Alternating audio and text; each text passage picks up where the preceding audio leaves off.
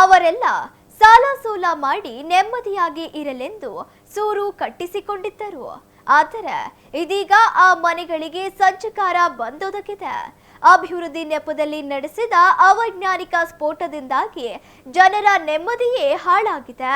ಹಾಗಿದ್ದರೆ ಘಟನೆಗೆ ಕಾರಣ ಏನು ಅಂತೀರಾ? ಈ ಸ್ಟೋರಿ ನೋಡಿ. ಸ್ಫೋಟದಿಂದಾಗಿ ಬೆರುಕು ಬಿಟ್ಟ ಮನೆಗಳು.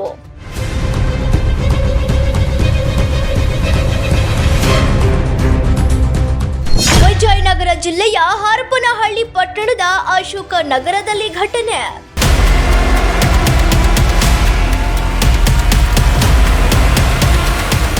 ಸ್ಫೋಟದಿಂದಾಗಿ ಆತಂಕಗೊಂಡ ಬಡಾವಣೆಯ ಜನರು.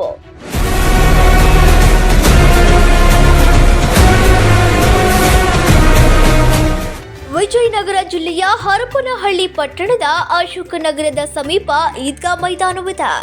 ಈ ಮೈದಾನದ ಪಕ್ಕದಲ್ಲಿ 1 ಎಕರೆ 25 ಗುಂಟೆ ಜಾಗವನ್ನು ಜಿಲ್ಲಾ ಉಸ್ತುವಾರಿ ಸಚಿವ ಜಮೀರ್ ಅಹಮದ್ ವಕ್ಫ್ ಬೋರ್ಡ್ಗೆ ಕಳೆದ 1.5 ವರ್ಷದ ಹಿಂದೆ ಮಂಜೂರು ಮಾಡಿಕೊಟ್ಟಿದ್ದು, ಇದೀಗ ಆ ಜಾಗದಲ್ಲಿ ಕಳೆದ ಕೆಲ ದಿನಗಳಿಂದ ಅಭಿವೃದ್ಧಿ ಕಾಮಗಾರಿಗಳು ಭರದಿಂದ ಸಾಗುತ್ತಿವೆ. ಆದರೆ ಕಾಮಗಾರಿ ನಡೆಯುವ ಜಾಗದಲ್ಲಿ ಬೃಹತ್ ಬಂಡೆಗಳು ಬಿದ್ದಿದ್ದು ಕಾಮಗಾರಿಗೆ ತೊಡಕುಂಟು ಮಾಡಿದೆ.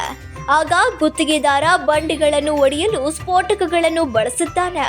ಯಾವುದೇ ಮುಂಜಾಗ್ರತೆ ಇಲ್ಲದೆ ಸ್ಫೋಟಕ ಬಳಸಿ ಸ್ಫೋಟಿಸಿದ್ದರಿಂದ ಈದ್ಗಾ ಮೈದಾನದ ಪಕ್ಕದಲ್ಲೇ ಇರುವ ಸುಮಾರು 30ಕ್ಕೂ ಹೆಚ್ಚು ಮನೆಗಳ ಗೋಡೆಗಳು ಬಿರುಕು ಬಿಟ್ಟಿದ್ದರೆ ಚಾವಣಿಗಳ ಪ್ಲಾಸ್ಟರಿಂಗ್ ಕುಸಿದು ಬಿದ್ದಿದೆ.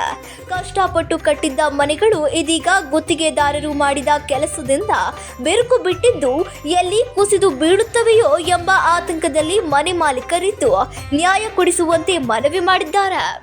ಹೊರಗಡೆ ಕತ್ತಿ ಒಂದು 2 ತಿಂಗಳಾಯಿತು.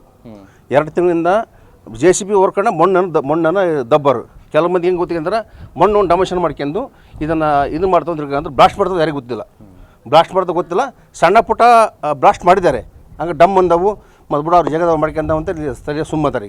ಈಗ ನಿನ್ನೆ ಆಗಿರ್ತಕ್ಕಂಥ ಘಟನೆ ಅದು ಒಂದು ದೊಡ್ಡ ಸ್ಫೋಟಕ ಆಗಬೇಕಾಯ್ತು. ಮನೆಗಳು ಬಿದ್ದು ಹೋಗ್ಬೇಕಾಯ್ತು. ಅಂಥದ್ರಲ್ಲಿ ನಾವೆಲ್ಲ ಬಂದ ಮೇಲೆ ಬಿಟ್ಟು ಓಡೋದ್ರು. ಅವರು ಓಡೋದ ಮತ್ತು ಜನ ಮತ್ತು ಎಲ್ಲ ದಂಗೆ ಇದ್ದರು. ದಂಗೆ ಎದ್ದ ಸಂಬಂಧಪಟ್ಟ ಇದಕ್ಕೆ ಬಂದರು ಅಂತ ಹೇಳಿದ್ರು. ಬಂದರು. ಈ ಕ್ರಮ ತಗೊತಾರೆ. ಮ್ಯಾಜಿಸ್ಟ್ರೇಟ್ ಅಂತ ಬರಲಿಲ್ಲ. ಇಲ್ಲಿಗೆ ರೆವಿನ್ಯೂ ಇನ್ಸ್ಪೆಕ್ಟರ್ ಮಾತ್ರ ಬಂದರು. ಎಲ್ಲ ವಿಚಾರ ಮಾಡಿ ಕೇಳಿದಾಗ ಇದು ನಿಮಗೆ ನಗರಸಭೆ ವ್ಯಾಪ್ತಿ ಬರುತ್ತೆ. ಉಳ್ಕಿದು 5 ಎಕರೆ ಕ್ಷೇತ್ರದಲ್ಲಿ ಇವರಿಗೆ 1 ಎಕರೆ 25 ಸೆಂಟ್ಸ್ ಕೊಟ್ಟರೆ ಇನ್ನು ಉಳ್ಕಿದಲ್ಲಿ ನಗರಸಭೆ ವ್ಯಾಪ್ತಿ ಬರುತ್ತೆ. ಅವ್ರಿಗೆ ಲೈಸೆನ್ಸ್ ಕೊಟ್ಟೇವೆ ಅಂದ್ರೆ ನಾವು ಲೈಸೆನ್ಸ್ ಬಿಲ್ಡಿಂಗ್ ಕಟ್ಲಿಕ್ಕೆ ಲೈಸೆನ್ಸ್ ಕೊಟ್ಟಿಲ್ಲ, ಮಣ್ಣು ಡೊಮೇಷನ್ ಮಾಡೋಕ್ಕೆ ಲೈಸೆನ್ಸ್ ಕೊಟ್ಟಿಲ್ಲ, ಮತ್ತು ಇದನ್ನು ಸ್ಫೋಟ ಮಾಡೋಕ್ಕೆ ಡೊಮೇಷನ್ ಕೊಟ್ಟಿಲ್ಲ, ನಾವೇನು ಪರ್ಮಿಷನ್ ಕೊಟ್ಟಿಲ್ಲ ಅಂತಂದು ಅವ್ರು ಹೇಳಿದ್ರು. ಅವರು ಡೈನಮೈಟ್ ಬಳಸಿ ಬಂಡೆಗಳನ್ನು ಸ್ಫೋಟ ಮಾಡುತ್ತಿದ್ದು ಇದರಿಂದಾಗಿ ಜನರು ನೆಮ್ಮದಿಯಾಗಿ ಮನೆಗಳಲ್ಲಿ ವಾಸ ಮಾಡುವುದು ಕಷ್ಟವಾಗಿದೆ. ಹಗಲು ರಾತ್ರಿ ಎನ್ನದೆ ಅಭಿವೃದ್ಧಿ ನೆಪವೊಡ್ಡಿ ಬಂಡೆಗಳನ್ನು ಸ್ಫೋಟ ಮಾಡುತ್ತಿದ್ದು ಇಡೀ ಅಶೋಕ ನಗರದ ಜನತೆಯನ್ನು ಬೆಚ್ಚಿ ಬೀಳಿಸಿದೆ. ಸ್ಥಳಕ್ಕೆ ಬಾಂಬ್ ಸ್ಕ್ವಾಡ್ನೊಂದಿಗೆ ಬಂದ ಪೊಲೀಸರು ಸ್ಥಳ ಪರಿಶೀಲನೆ ನಡೆಸಿದರು. ಸ್ಫೋಟದಿಂದ ಮನೆಗಳು ಬಿರುಕು ಬಿಟ್ಟಿದ್ದು ಪರಿಹಾರ ನೀಡುವಂತೆ ಸ್ಥಳೀಯರು ಆಗ್ರಹಿಸಿದ್ದಾರೆ. ಅಷ್ಟೇ ಅಲ್ಲದೆ ಕೃತ್ಯಕ್ಕೆ ಕಾರಣವಾದವರ ವಿರುದ್ಧ ಸೂಕ್ತ ಕ್ರಮ ಕೈಗೊಳ್ಳುವಂತೆ ಒತ್ತಾಯಿಸಿದ್ದಾರೆ. ಹರಪನಹಳ್ಳಿ ನಗರದ ಸರ್ವೆ ನಂಬರ್ 92ರಲ್ಲಿ ಅದು ಮುಸ್ಲಿಂ ಜನಾಂಗಕ್ಕೆ ಕಬರ್ಸ್ಥಾನಕ್ಕೆ ಸ್ಯಾಂಕ್ಷನ್ ಆಯಿತು. ಅದರಲ್ಲಿ ಲೆವೆಲ್ ಮಾಡೋದಕ್ಕೋಸ್ಕರ ಅವರು ಮಣ್ಣು ಮತ್ತು ಕಲ್ಲನ್ನು ಬ್ಲಾಸ್ಟ್ ಮುಖಾಂತರ ತೆಗಿತಿದ್ರು. ಅದನ್ನು ಕಳೆದ ವಾರ ನಾನು ತಿಳಿಸಿದ್ದೆ. ಸಂಬಂಧಪಟ್ಟ ಪ್ರಾಧಿಕಾರದಿಂದ ಅನುಮತಿ ಪಡೆದು ನೀವು ಕೆಲಸ ಮಾಡಬೇಕಂತ. ಆದರೂ ಅದನ್ನು ಪಾಲಿಸ್ತಲೇ ಅವರು ಕೆಲಸ ಮುಂದುವರಿಸಿದ್ರು. ಅದಕ್ಕೆ ನಿನ್ನೆ ನಮ್ಮ ಕಂದಾಯ ನಿರೀಕ್ಷಕರ ಮುಖಾಂತರ ಒಂದು ಕಂಪ್ಲೇಂಟನ್ನು ನಗರ ಪೊಲೀಸ್ ಠಾಣೆಗೆ ನಾವು ಸಲ್ಲಿಸಿದ್ದೀವಿ.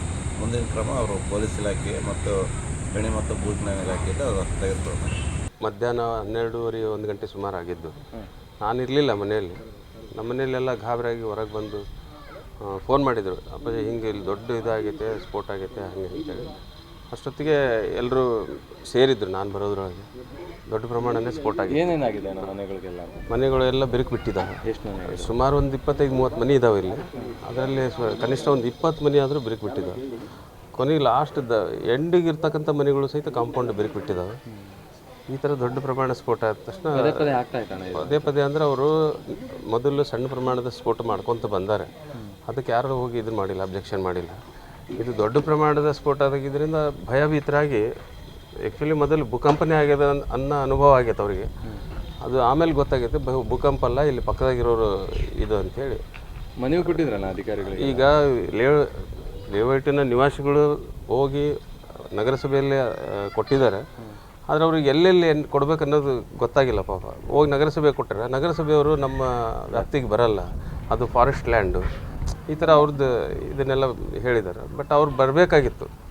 ಅವ್ರ ವ್ಯಾಪ್ತಿಯೊಳಗೆ ಬರಲಿಲ್ಲ ಅಂದ್ರೂ ಇಲ್ಲಿ ಬರ್ತಕ್ಕಂಥ ಧೂಳು ಅದನ್ನಾದರೂ ಗಮನಿಸ್ಲಿಕ್ಕೆ ಅವರು ನಗರಸಭೆ ವ್ಯಾಪ್ತಿಗೆಲ್ಲ ಇದು ಬರೋದು, ನಗರಸಭೆ ವ್ಯಾಪ್ತಿಯೊಳಗೆ ಇರೋದು. ಆದರೆ ಅದು ಎಣ್ಣೆ ಆಗಿಲ್ಲ,